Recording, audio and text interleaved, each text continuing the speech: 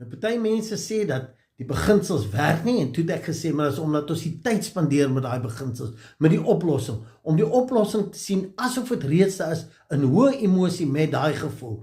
Maar ek wil vir jou 'n ander geheim gee. Ons moet meer let op mind consciousness. Nou wat dit beteken, om meer bewus te wees, waarmee hou ek my gedagtes besig? Want soos jy dink, so is jy. Wat jy dink en praat, dit sal jy beleef.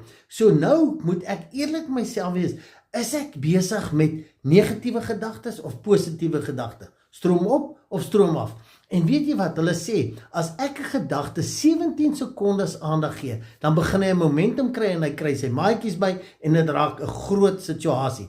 En dis hoekom, jy moet soveel as moontlik, waar jy loop, waar jy praat, moet jy fokus. Waarmee hou ek my gedagtes besig? Wat bedink ek? Wat praat ek? Want dit is my resep, my bestelling van net nog meer daarvan in my lewe.